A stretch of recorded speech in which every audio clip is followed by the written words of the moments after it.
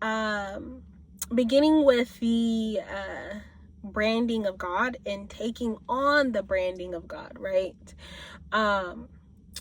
And the subjects and or I would say the components that are linked to a brand. So we'll just start there.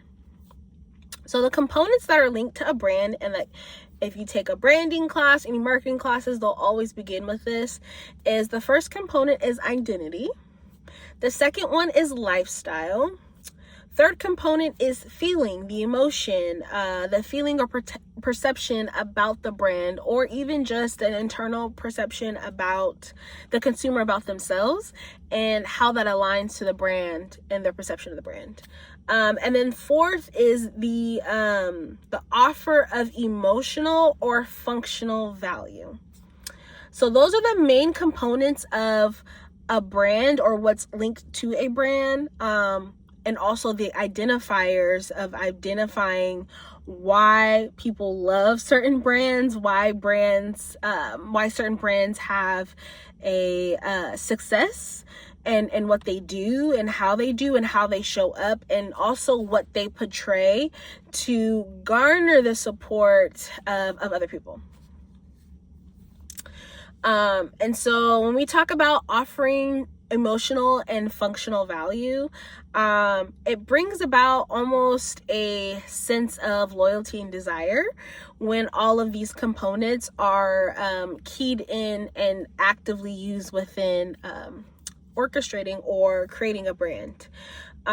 You begin to think about examples like Apple users and Android users, and like the war between both, right? You think about how people are very loyal to Apple products, right? And there's some people who are very loyal to Android products.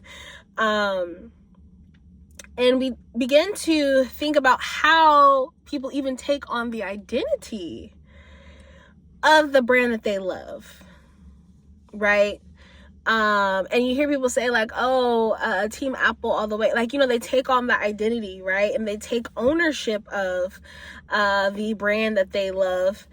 And they also find identity in it. And I think that's so important to mention, is not for you to take identity of something, you have to find or identify something in it. And so they have found that, right? And so with that, then they show their allegiance by taking on characteristics and traits of that brand at times. And also defending the brand with their lives, right? Defending the brand with their words and unwavering support and allegiance. And so I just wanted to start with that because I think that that's impactful, and it kind of gets you thinking a little bit about even some of the brands that you support, right? That you give your unwavering support and your money to. That if someone talks crazy to you, might side eye them, you know what I mean? Or you might, and that's just not with just clothes, right? Or not with just, it could be food, it could be sports. It's all of those things are brands, whether we realize them or not. Even when it comes to clothes, and people say like, oh, I only like luxury, I only like designer. Well, every brand of clothes that you see is a brand. So you are buying a designer brand, whether it's perceived as a lower value or perceived as luxury. They're all designer, right? What you have an identity to and what you've tied your identity to is the name of the brand, right? And what the brand stands for and or what they produce. So next is what's a brand, right? So a brand is always going to start with a name. And a lot of the luxury brands that people love, right, are all someone's first or last name. And so that is what the brand is rooted in, is the identity of that person and what they represent and their values and morals and things of that sort. And so then that name, so you have the brand, so we'll make like an umbrella. You have the brand, and then you have the name in the middle, right? So we have the umbrella, which is the brand. You have the middle, you have the name. That's the solidifier of the brand. Now, with that name, then it becomes a system, right? So then the name's in the middle, it becomes a system, which means that there's things tied to it. I wish I could just like put a little diagram, but there's things that are tied to it, which then it can birth an institution.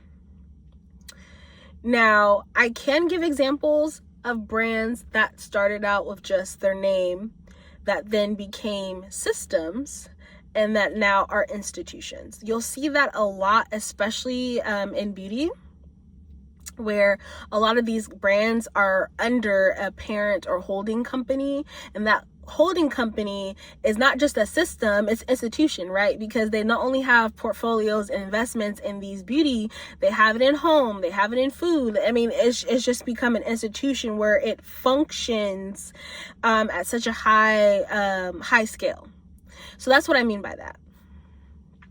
And so I wanted to talk about last summer, in 2023, the summer of 2023, I was awarded a scholarship by the French Embassy to study abroad, right, for that summer. And so I took two programs that really stood out to me. One was on sustainability, and the other one was on sustainable business, and the other one was on luxury brand management. Now, and the luxury brand management class was in Paris. So I was going to France, so I studied abroad in France. The sustainable business course was in Rennes, which is, I believe, it's outside of Paris. It's in France. And then the luxury brand management class was in Paris, which, if you've known me long enough, you know, like, that was a dream, right? Come true. And then also just learning about the luxury industry, how it operates, the system behind it, the origin, and why it is something that's so acclaimed and so respected and even idolized today, right? And also too because it was in Paris. And I mean, people have, you know, their opinions on Paris, but I think being able to experience Paris as a tourist is different than experiencing Paris through a program, which I experienced Paris as a tourist before, but experiencing Paris through this study abroad program was a lot different. So my experience was different, and yeah, so that's that. But in the luxury brand management, I loved it because, again, we learned everything about luxury, right? The industry, how it formed, its origin, how these brands created such big names that end up becoming systems and all the stuff, right? And so we got to visit a lot of the high luxury brands, the stores, and I loved one of the instructors, how he like walked us through Paris and like he showed us some of the even most high, like very elite places that you wouldn't know that they're elite, because while you're looking at the big Louis Vuitton stores and you're looking at the Gucci's and Hermes and all that, like you're looking at all those like front and center stores, there's a plain building that looks like it could be for offices or apartments, and that's where, you know, like there's an elite fashion studio at or something, where it's like you only will experience it if you know about it, but if you don't know about it, you walk right past it. And so I got to experience a lot of that.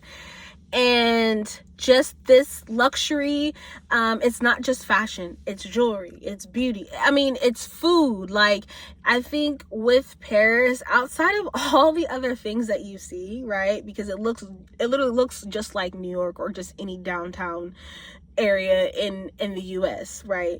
But you really get to see opulence, luxury at such a level, and such a standard, no matter where you go. Like, you could be at a school, you could be at a cafe, like you are going to still see luxury and opulence exuded even in the most mundane, that in the US, the most mundane places, like that's there's nothing mundane about that cafe shop. Like there's, so I loved that.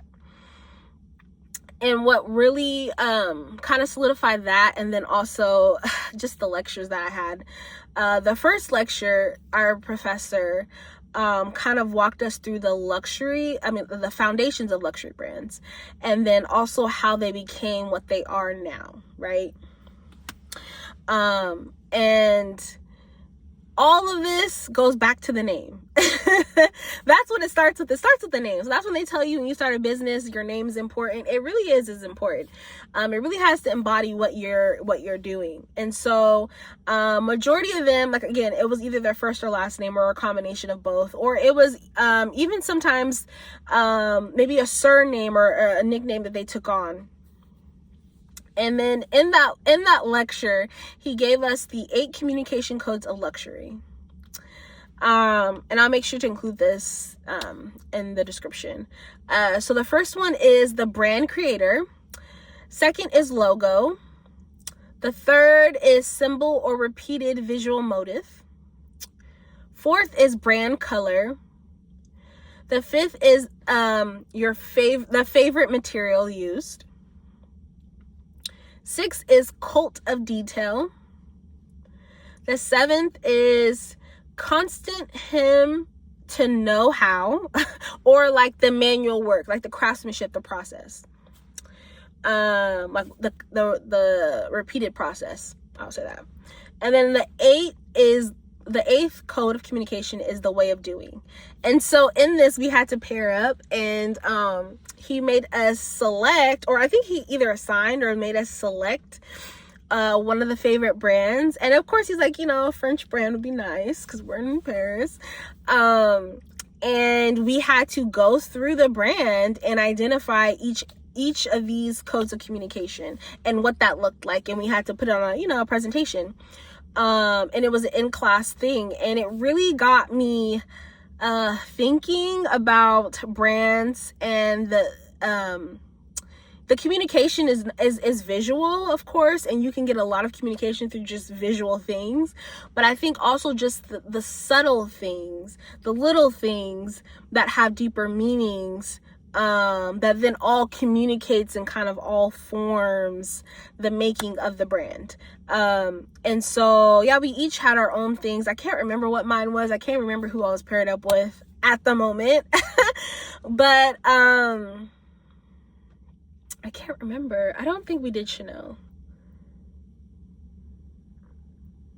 I think we might have did Tiffany's. I believe. I don't know. But I can't remember right now. So yeah, and I won't go into full detail because I feel like just a separate teaching on that in general, I just probably have to do that. But just think, those are the 8 codes of communication. And communication, again, there's a lot of visual in here, right? But just even the inner makings of what, because when you think about like the constant him to know how, when I heard that, I was like, wait, what that mean? But then as he was explaining, like, just the consistent process of knowing how to create this, of knowing how to duplicate what they do, you know what I mean? And then he talked about like the manual work that might go into making an Hermes product, or the craftsmanship or the process, right? Because some of these brands, there's a craftsmanship, there's an element of process that not everything is factory produced. Some things are handmade. Some things are where it's like, yeah, these are specially trained artists who craft this, who only have this education in this. And so it all clicked. And so with that, we move into, because that's a good segue. So with that, we move into how brands are created. So when you think about these 8 codes of communication, you think about how the brand just starts with the name, and you think about the identity, what lifestyle are you communicating to your consumers? When you think about the feelings, like what feelings and emotions, what emotional value, what functional value of the product or service that you're offering, because this isn't just for products, it's also for service-based businesses as well. You think about all of that, right? Then it goes into like, how does all of that form and come together then to create this brand? Because you can have a name, you can have all these things. It doesn't mean that you have a brand. It does not mean you have a brand. It just means you have a business. And so with it, making and becoming a brand is a different level. And I kind of think about, with sororities and fraternities, especially like the Divine Nine, like for some of the fraternities, how they brand them on their arm, they brand them with that symbol, like that means something, right? And so with that, like, how did that symbol become part of the brand? How did that fraternity, like, become such a brand? And most of it can be through time, right? Because because right now you just have a business, and so it hasn't became a brand, but as it's being built and molded, like there's more intentionality to establishing the business as a brand, to establishing, even if you do your name as a brand, like there's more intentionality that goes into it. There's more things you have to think about. There's more things that need to support it. There's just all these things, all the things. And I know, because I am in the process of taking my business and making that a brand status, right? And so I just want to say that brands are not birthed overnight. I know we like to think that, but even in like my time there in Paris and hearing like how long, like when I say generations that these brands have operated in. And I'll get to like other specifics down in this lesson. But just want to share, and I'll read this really quickly. Oh, it's right here actually. That brands aren't birthed overnight. They are made and refined through war, deception, marriage, murder, genocide, enslavement, taking of resources from various countries, and etc. These brands have been in business for generations, decades, and even through centuries. For them to maintain their legitimacy as a luxury brand, they have had to endure great things. Some have lasted through kingdoms falling, members of parliament being executed, slavery, the Great Depression, and other events that have transpired globally. Even now with COVID, I've learned through this, through the study abroad program, that many of these brands had to pivot and even start selling online, because most of their main customers was, and their marketing and like just the involvement of their brand was in store.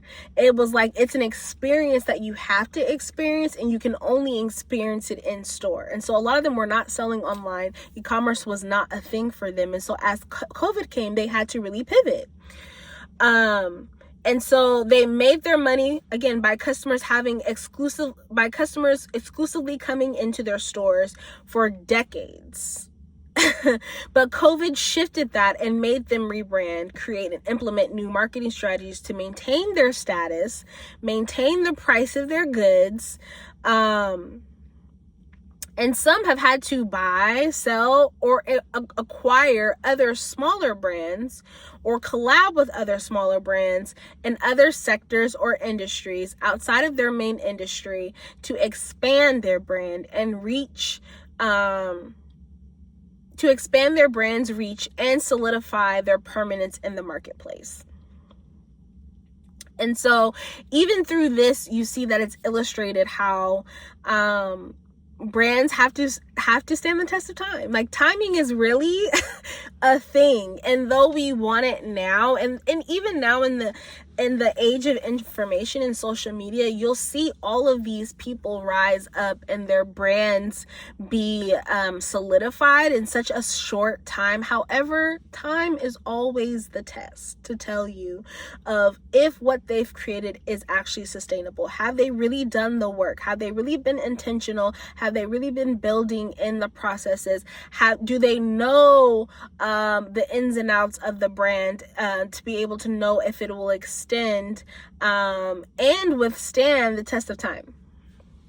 And for me, learning about how different brands got started, how, yes, there was deception. Yes, there was a lot of manipulation. Yes, there was murder. Yes, there was the marrying off of offspring to then merge powerful families and resources to continue the brand name. Yes, there was a lot of things that happened and a lot of things that they did to maintain that legitimacy and that status. And so that's also something to think about, is even the ethical aspects of your brand, because even now there are big brands and a lot of what they do is unethical. And so knowing where your ethics and morals lie, and even if that how am I going to say this, even if your profit margins yes, even if your profit margins impact how ethical you show up. And I'm going to say like this, meaning, so say if for years, right, for 15, 20 years, you've been doing business a certain way. However, there's been a change in the economy, inflation, things like that. And so the way you know to do business in an ethical way has shifted because of profit, like, you know, just the inflation and the economy. And so you're having to decide, okay, do I cut costs and my products in a way to where my customers aren't getting the value that I promised them, to keep my profit margins within a, you know, to keep my overhead within a, you know what I mean? Like, that's what I mean about ethical standards, of knowing of, like, even in the midst of all these changes and things that go on, will I still stand true to the ethical standards that I have set up for my brand to be? Something to think about. Another part of solidifying the brand is really having to go out and gain skills, and also seeking out other people. I loved how the professor talked about expansion. That was one of the things and common themes between all of the professors that we had within our lectures, was expansion and what expansion looked like, and the ways in which you can expand. And so for a lot of brands, especially, I'm trying to think of one off the top of my head.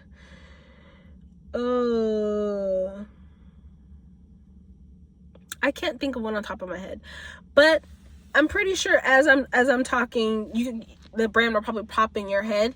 But you think about brands where they might have just been clothes, but then they've moved into jewelry, they've moved into perfume, they've moved into skincare, and then they've either maybe acquired a skincare brand, which means they bought out or bought stocks, ownership within a brand, to then where they connect, and then now they have those resources and now they have those skills from other people to then move and expand and again keep that brand name, keep that status. And so that's something that you will have to be thinking about, because it's all part of expansion. It's all part of really sustainability.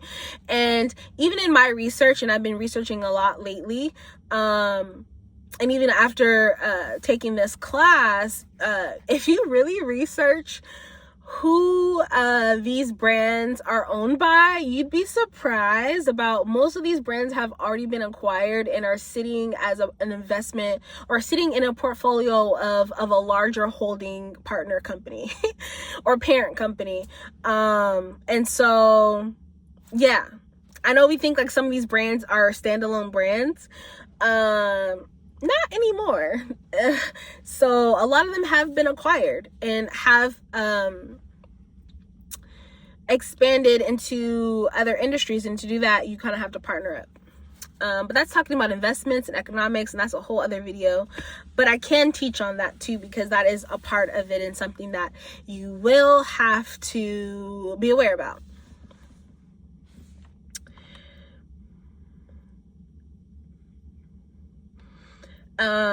And yes, I was just looking at this note that I had put that says, I remember the professor saying one key strategy that these brands use for relevance in today's world is expansion.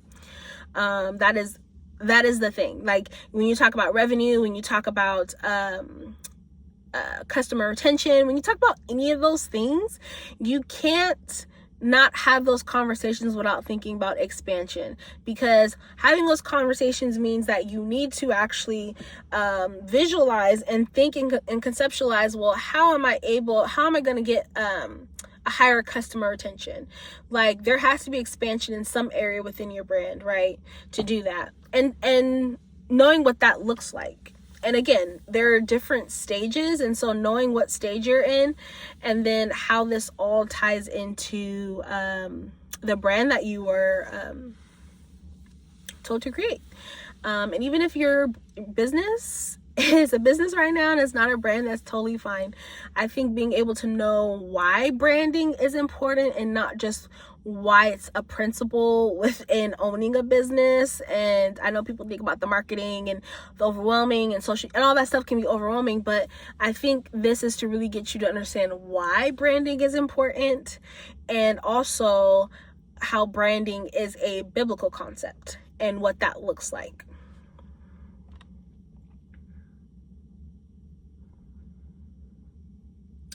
And so from my own personal experience, branding is something that I have been working on and making strides with different programs and accelerators that I have been a part of to try to really grasp what branding is, how to do it for my specific business. And it's so funny because though I've been blessed to be a part of all those resources and accelerators for my business, it just never clicked. It never clicked. I had great tools, tips, all these suggestions, and it just really never stuck. I could never get anything to stick consistently to where I'm like, okay, I get it, I understand it, and then like this is how I can apply it, this is what it looks like in my business. I could just never get that. It just always felt off. And so I would have people giving me suggestions about my brand and like where my business is now and things like that. But for me, I think in branding, I always had a viewpoint of where my business would be and where it like forecasting in the future of like where it would be. And so I know that they say, like, have your branding according to where you are now. Yes, and that's a practical tool. However, it depends on what kind of brand you're building and what brand you've been called to build. And I say that again from my own experience.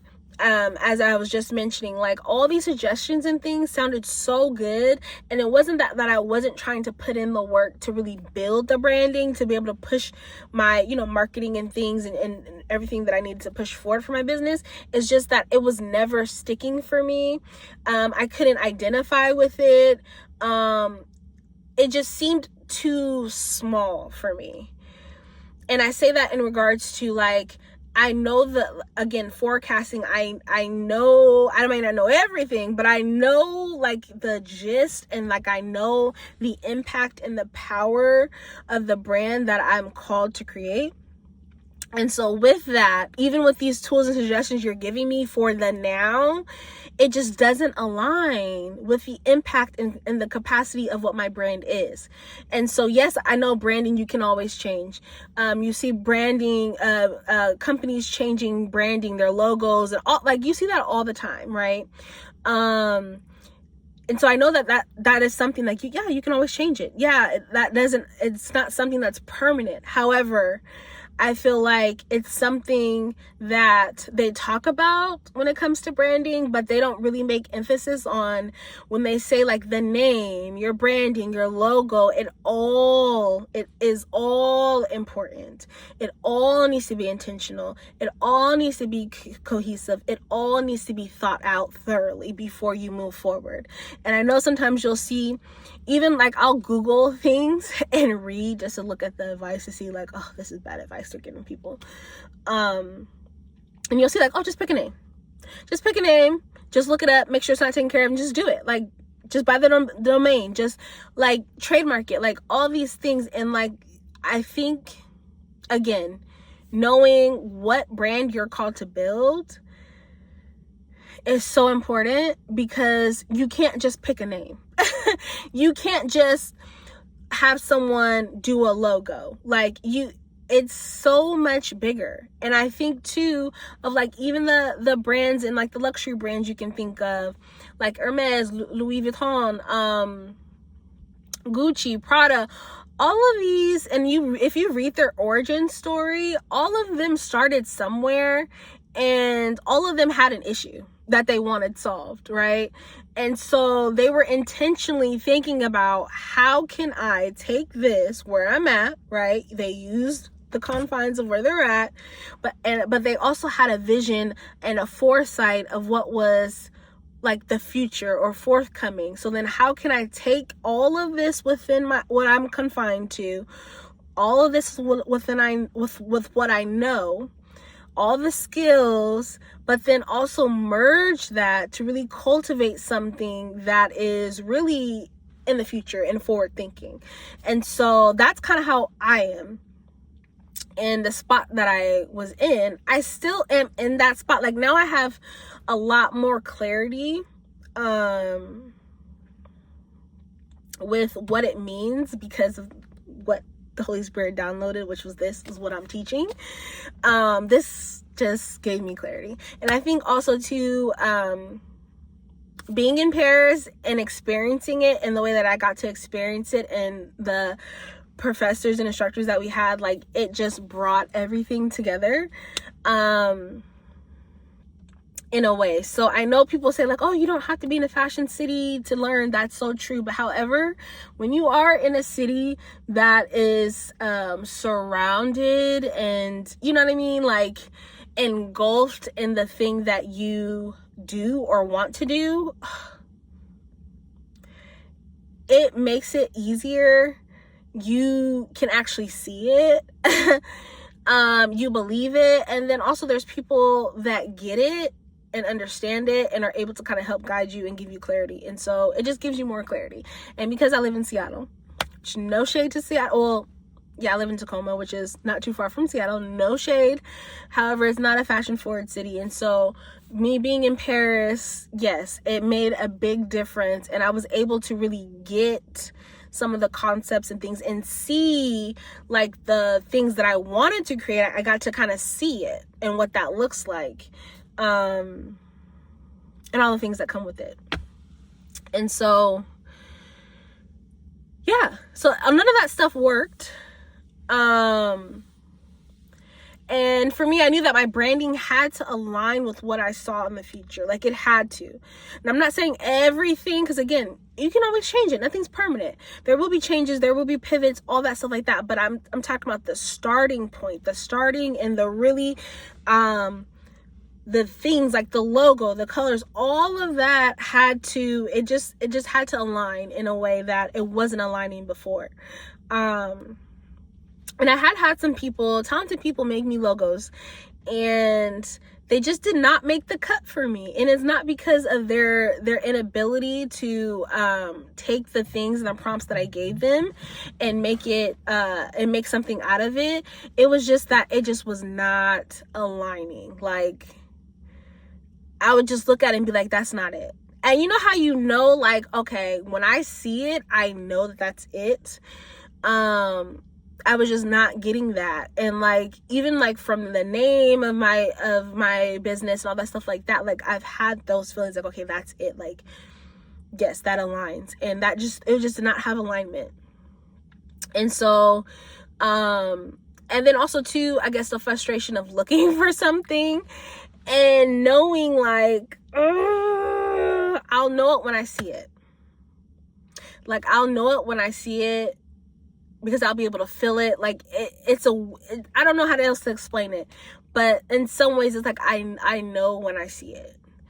And at times, especially where I didn't have the full words or capacity to know how to explain it in a way, it's just like, I'll know when I see it.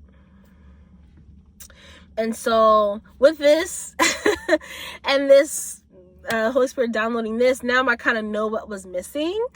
And I knew that I wasn't fully aligned and my business wasn't fully aligned with God's brand.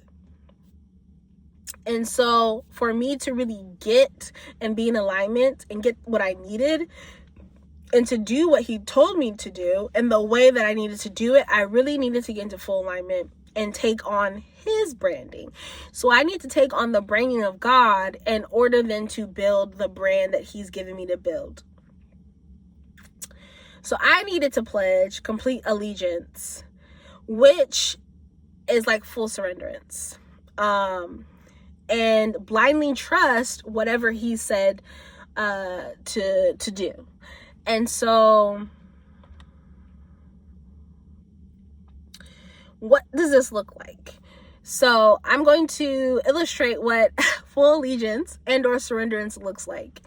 And so at times you might hear or see that people that are obsessed with brands, right? They're kind of, they're labeled or called like label whores or brand whores. That's what they call them.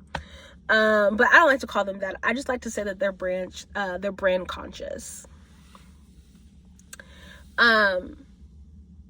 But you hear people that say like, oh, it doesn't matter about the price point for them when they're loyal and surrendered to a brand. The features sometimes don't matter, right? It's just that the brand came out with a new product and they always come out with a hit. So this is going to be a hit too, you know? The availability of the product or service doesn't matter. It said that in one of the research journals that I had read, the journalist said that a loyal person is a blindly blinkered person. Right? So I'm gonna say that one more time. A loyal person is a blindly blinkered person. And so I looked up blinker because I'm like, I ain't never heard that word before. Hold on, what's that? So blinkered is where you're wearing blinders or have a very limited outlook. So a blinkered person is unable or unwilling to understand other people's beliefs and their opinions and or ways of behaving show that someone is unwilling or unable to understand, and also unwilling to like waver in their perceived beliefs and perceptions about what they deem their loyalty to, which I thought that was kind of cool. Like, ooh, that's deep. And so with the loyalty of the brand, they're acclimated through 5 stages. So you have the awareness stage, right? This is where they kind of get to know who you are, like the brand. This is how the consumer gets to know the brand, like who the brand is and what they're providing. Then they have the exploration stage. So if they make it past the awareness, that's like if they go to your website, they check it out, they're like, okay. And then they go to the exploration where they're on your website and they're kind of clicking through things a little bit longer, right? So they're seeing your ads, they're on your website, they're exploring more, they're getting to know more about you. Maybe they're subscribed to your social media. And then also they're in the reviews, right? And the testimonials. They're seeing what people say about the brand. And so after that, they move into the benefits, where then there comes a list of provided benefits of like, how does this service, how does this product benefit my life? What can it do for me? Things like that. So then after that comes the familiarity. Then when they become familiar through experiencing your brand, so whether that's if you have a storefront, visiting your store, maybe they placed an order and bought a product and received it and liked it, and and so there's a becoming familiar through experiencing the brand and what the brand has to offer. And then the last stage is commitment. So if you get into this last stage, like, it's so, baby, you don't gotta do no more. This is where they actually begin the relationship. So they've experienced, and now they're like, I'm sold. Give me 20 of these. Give me 80 of these. Give me all the coupons. Like, give me, I want the emails. I need to know. Okay, give me the release dates. Like, this is where the relationship begins, where they are fully invested and ready to commit to obtaining your services, obtaining your products, really being, and this is where you see like a lot of brands have like clubs or like memberships, and like maybe it might be subscription based. Like, this is that commitment stage. And so you can go through these 5 stages of loyalty from a biblical perspective, right? So maybe someone didn't know God, right? Wasn't really aware, and then they became aware, heard something. And you know how you're scrolling through social media and you hear someone say something and it's good, and you're like, "Ooh, hold on, now you got my ear. That sounds a little good." You know how you see like clips of sermons or clips of like just people talking on podcasts, and they might mention God or they might mention an experience, and like you'll see in the comments where it's like, "Oh, hold on now, let me hear a little bit more," and they might click on your page, might not stay long, but just might scroll through just to see what else you're providing, because they like the context of what was provided. So the same thing with God. Like, maybe we heard something, or maybe we heard or experienced personally where a friend or family had said something, and like they experienced a miracle, or God worked in their and moved in their way, moved in their life in a way that brought awareness, right? And I was like, okay, well, hold on, let me see what you're talking about when it comes to God, right? And then from there, they kind of move into the exploration. So that could be, like, oh, okay, let me see what this Bible app, what they're talking about. Or they could be allowing people to send them scriptures. Some people send scriptures weekly or daily. It could be a way for them to explore what God is, who God is, what does that mean for me? It could just be them also exploring within themselves, like, okay, why haven't I been aware of God in this way? Who is God to me? Like, okay, well, I've never thought of God like this. I didn't even know that this could be a thing. Like, it's just that exploration, and also like an identifying stage of like, how does what I just heard or what I've seen, how do I identify with it? Do I find myself in it? If I don't, but I'm curious, how does this work? And then we move into the benefits, right? And so I think exploration and benefits, that in between part, can be like, if you give your life to God, if you decide to commit to God, and exploration, especially in if you have committed and have accepted Jesus as your savior, then it's like, oh, okay, that new, fresh, just got saved feeling, and exploring all that. That's kind of the exploration stage as well. And then you get to experience the benefits of having God in your life, what that means. It goes honestly beyond blessings, right? Because I feel like we always talk about like blessings and like the financial part of like the things that God provides us financially or within reach on this earth, but there's so many more benefits than just more money, than just the car I wanted, than just the big house, than just, what I mean? Like the influence. Like, there's so many more benefits than that. And so in this stage now, some people might be in the stage of experiencing the benefits of God. It could be the peace, right?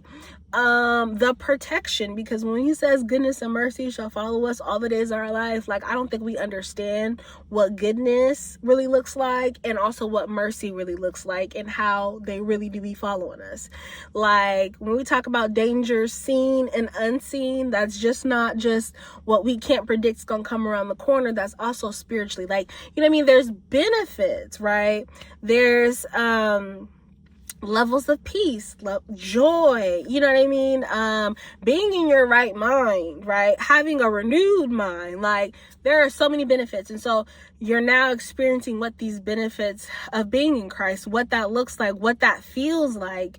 And so then, and now this is all under God's brand, right? All under the branding of God, all under like the emotional and functional value that God provides, right? Because that's what a brand is. They provide emotional and functional value in some way, shape, or form. And so these are all of what God provides emotionally and or functionally that's of value or benefit.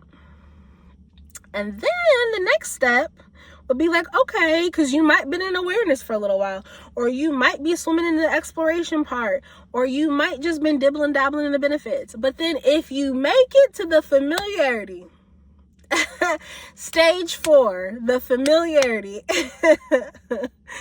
and really becoming, I think the familiarity part is where you actually begin like the full surrenderance that we talked about, where you become that blinkered person. Yeah, this is the stage of familiarity where you're experiencing God in a way that you've never experienced before. I'm saying beyond the car, beyond the house, beyond all that earthly stuff, and you're experiencing him in such a deeper physical and spiritual way. This is when you become a blinkered person, because in order to experience God in that way, baby, you got to be blind. You got to have your spiritual eyes on. But he is going to direct you in a way to where you will be blind in some areas. He's not going to tell you everything. So you will just have to trust, right?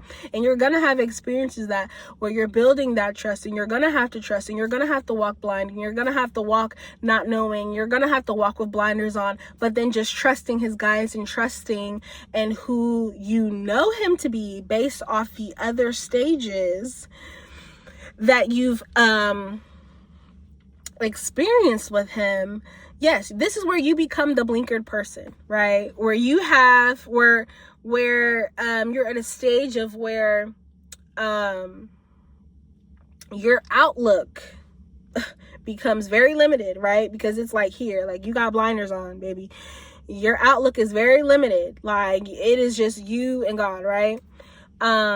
And then also too, where you are unwilling, because in this stage, you gotta be unwilling to, not to understand, but unwilling to participate, unwilling to, insert your energy or even insert yourself in things, and other beliefs of people, right? And so that's all within this stage,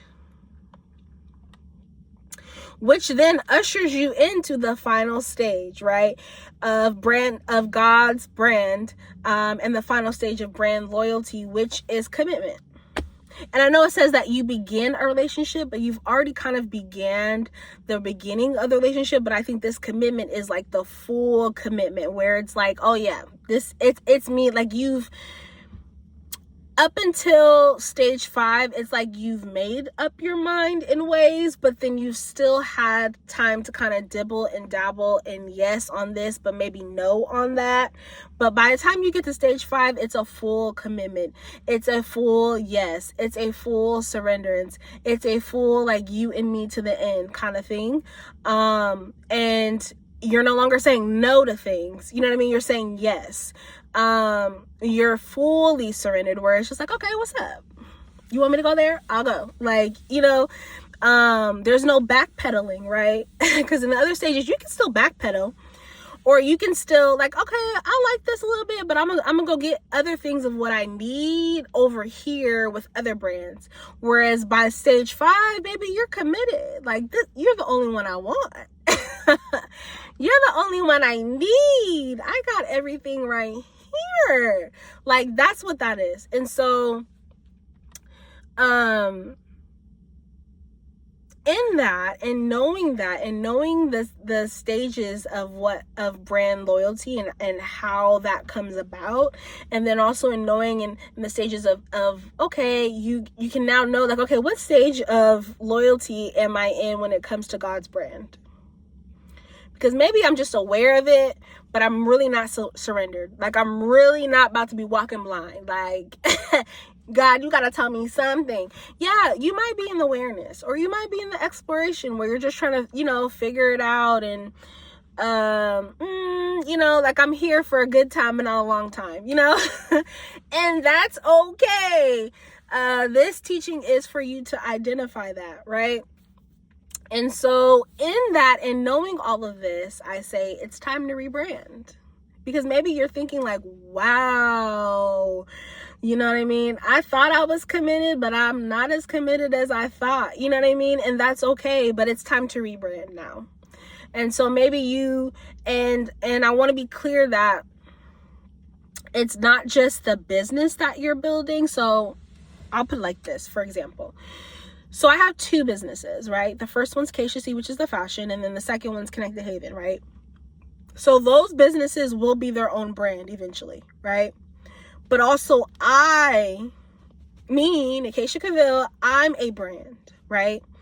And so the brands or the businesses that I have are an extension of me. So they take on my branding. So I'm going to say that again. So the 2 businesses that I have, CashApp and Connect Haven, are businesses. They're not brands right now, but they will eventually be brands. So right now, and even when they become brands, they also will be an extension of me, which means that I'm a brand. NekaychaCavil is a brand. And though we may not see ourselves as brands, I believe that we have to, because if we are to take on God's brand, that means we become a brand. We become a brand under him. It's almost like you become a branch under him. You know what I mean? Under his kingdom, under his jurisdiction. That, like, I don't want to try to get political, but that's what happens. Like, you become a branch under his jurisdiction, right? And so you become a brand. And I think in order to influence people, right, to show people the life of Christ through us, we have to be a brand, right? Because there's influence. And in order to influence someone, you have to have legitimacy, right? So me, NekaychaCavil, I am a brand. And the businesses, the 2 businesses I have, are an extension of me, right? Which then they will become brands. But then who is the brand branded to?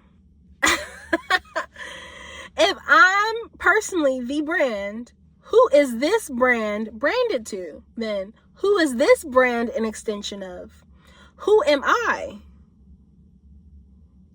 Because as I mentioned earlier in the teaching, the brand starts with the name. And usually in most luxury brands, the name is of that person. So then that person becomes a pillar and or influence in that brand. So then who is that person? What is that person? What is that person rooted in? Because then that becomes a thing that the name and the brand takes form of. So if I'm a brand and I have extension and influence, and everything that I create, even the businesses, whatever I create becomes an extension of me, and also my roots become their roots and their foundation in which they're formed, then who am I, which is the brand, branded in? Who am I rooted in? what does NekaychaCavil, that brand, who does that brand take after? Me, the human that created it, right? But then who is NekaychaCavil rooted in? Who does Nekaysha take after? Who's Nekaysha's influence? You get me? You tracking? You tracking?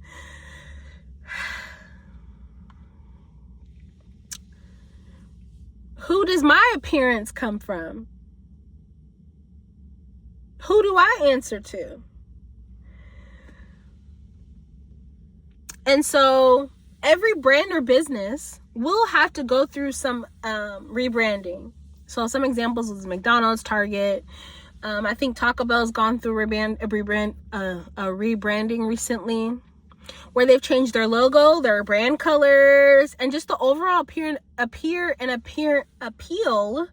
and appearances of the brand, to align with the new company standards. And so kind of goes back to the question of, if it's time to rebrand, if I'm the brand, then what am I aligning with?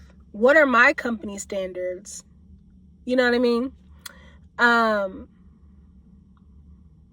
So this is allowing us, and this teaching is going to allow us to be more brand conscious.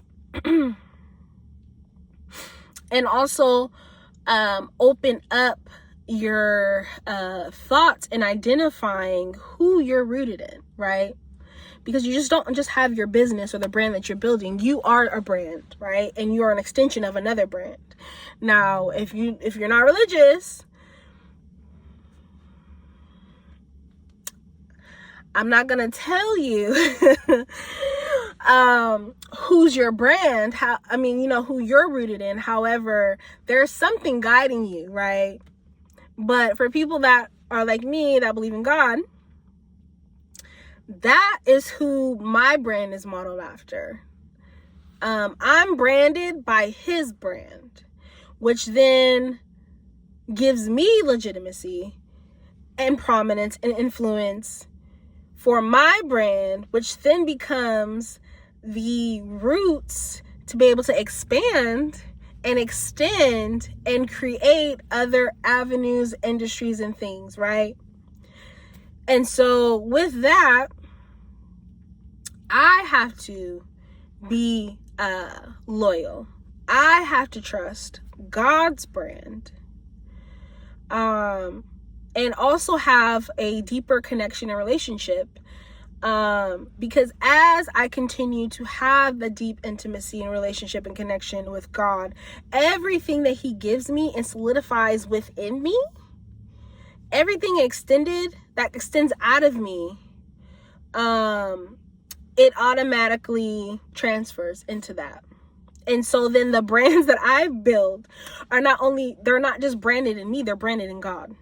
And so they take on the appearance, they align with the logo, the colors, all of it is in alignment with God and God's brand, and what God's brand represents, and what God's brand looks like, and what and how God's brand stewards responsibility, and just all of that, right?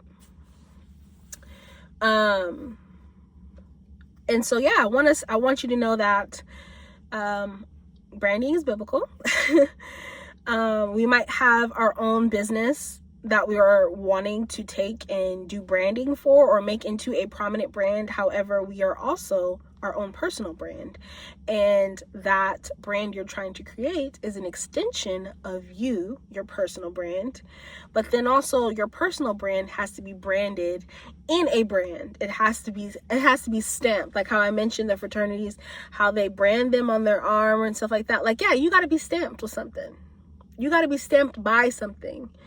You know what I mean? Like, your brand has to align with something. Something has to be, you have to answer to someone, right? Your values, your morals, and the way that you move, it all comes from something and or someone.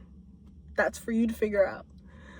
And so for me, I'm going through a rebranding process, not just for my businesses, but also for myself, right? My personal brand.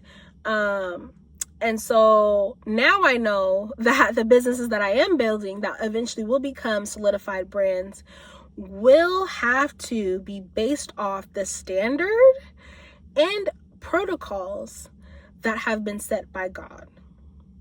Because if I'm in alignment with God's brand, that means any brand coming out of me and birthed through my influence has to live up to that standard, has to live up to that protocol, has to live up to that way of living, right? And so, yeah, I hope that this has helped you and brought some clarity about branding, how it's biblical, the biblical context of it, and then also just rebranding and what that looks like. And then also too, like what you're rooted in and who you've been branded by. And maybe you've realized that, okay, I really haven't been branded by Christ, right? I haven't entered stage 5 of the brand loyalty, and so I haven't entered into that commitment phase yet. And so identifying where you are in that process, and then also identifying who you've been branded or stamped by, and if that's been by God, and if not, then it's time for a rebrand. And so, yeah, see you next time.